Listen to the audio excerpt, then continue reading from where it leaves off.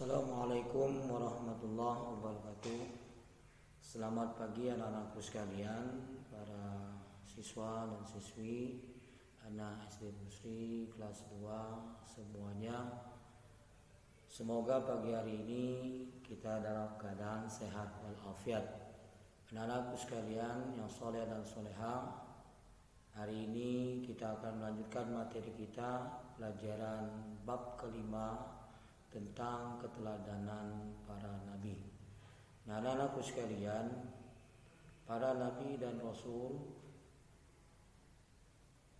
yang harus kita yakini itu hanya ada 25 nabi. Tetapi para nabi dan rasul itu sebenarnya banyak, anak-anakku sekalian. Nah, anak-anakku sekalian, hari ini kita akan mempelajari tentang keteladanan Nabi Saleh alaihissalam dan Nabi Lut alaihissalam. Anak-anakku sekalian, Nabi Saleh alaihissalam diutus oleh Allah Subhanahu wa taala kepada kaum Samud. Kaum Samud ini adalah suatu kaum yang diberikan banyak nikmat dan kekuatan oleh Allah Subhanahu wa taala. Bahkan dengan kekuatan itu mereka dapat memahat gunung dan batu yang dijadikan rumah mereka. Akan tetapi anak-anakku sekalian, mereka adalah suatu kaum yang musyrik, di mana mereka menyembah patung dan berhala yang mereka ciptakan. Mereka tidak mau mengikuti ajaran Nabi Saleh alaihissalam untuk beribadah kepada Allah. Nabi kaum Samud itu menolak ajaran daripada Nabi Saleh alaihissalam. Bahkan mereka menentang apa yang diajarkan oleh Nabi Saleh alaihissalam. Bahkan mereka menantang Nabi Saleh untuk membuktikan bahwa benar-benar beliau adalah seorang nabi dan rasul. Kemudian Nabi Saleh berdoa kepada Allah Subhanahu wa taala, memohon kekuatan ataupun mujizat sehingga Allah berikan, dan Nabi Saleh mengajak para umatnya untuk mendekati suatu bukit ataupun batu, yang mana ketika atas kehendak Allah Subhanahu wa taala di dalam batu tersebut keluarlah yang namanya unta betina. Dan unta tersebut, anak-anakku sekalian, diperintahkan oleh Nabi Daud, Nabi Saleh alaihissalam untuk jangan dipotong. Kenapa? Karena jika mereka memotongnya maka Allah Subhanahu wa taala akan murka. Nah, tetapi anak-anak sekalian, melihat mukjizat tersebut, kaum Samud tidak mau beriman tetap kepada Allah Subhanahu wa taala. Ya. Mereka mengatakan Nabi Saleh adalah tukang sihir. Ya, bahkan mereka berani membunuh unta betina tersebut yang sudah jelas-jelas dilarang oleh Nabi Saleh alaihissalam. Nah, oleh karena itu anak-anakku sekalian, pada akhirnya Nabi Saleh memperingatkan kaum Samud karena kemusyrikan mereka, dan akhirnya kaum Samud tidak pernah takut dengan azab Allah Subhanahu wa taala. Akhirnya Nabi Saleh berdoa kepada Allah Subhanahu wa taala, ya, dan akhirnya anak-anakku sekalian, azab Allah pun datang menimpa kaum Samud, di mana kaum Samud diberikan azab oleh Allah berupa gempa bumi yang sangat dahsyat, yang mana menggoncang sangat dahsyat sekali, di mana bangunan-bangunan rumah menjadi runtuh. Nah, anak-anakku sekalian, inilah sekilas sejarah tentang Nabi Saleh alaihissalam. Kemudian kita akan mengenal Nabi Lut alaihissalam dan meneladaninya.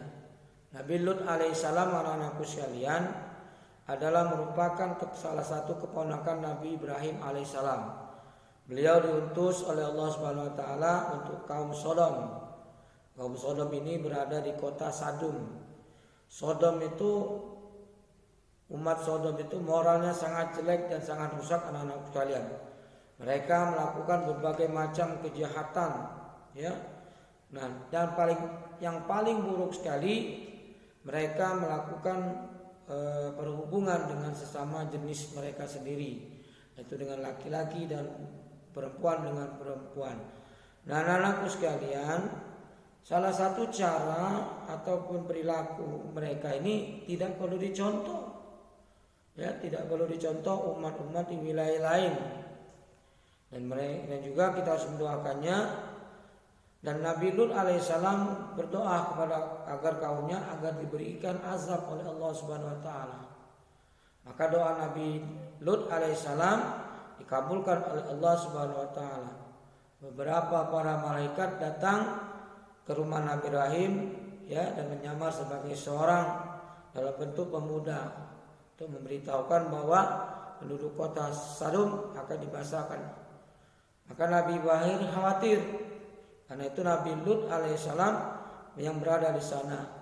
Namun malaikat mengatakan bahwa kebinasaan itu akan terjadi hanya pada kaum Samud, tetapi tidak atau kaum Sodom, tetapi tidak kepada kaum daripada umat Nabi Lut alaihissalam. Nah, anak-anakku sekalian,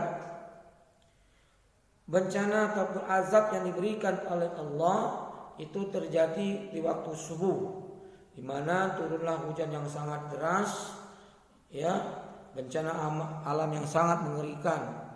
Nah, turunlah hujan batu dari langit, dari tanah keras yang menimpa mereka secara berturut-turut hingga mereka semua binasa.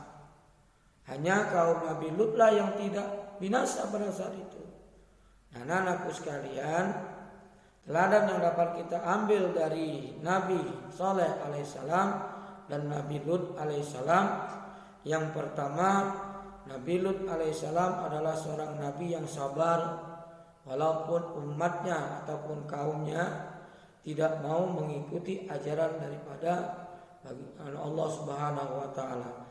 Dan juga bagi kita anak-anakku sekalian, maka perilaku ataupun akhlak yang kurang baik dari kaum Sodom pada masa Nabi Lut alaihissalam tidak perlu kita turuti dan tidak perlu kita tiru.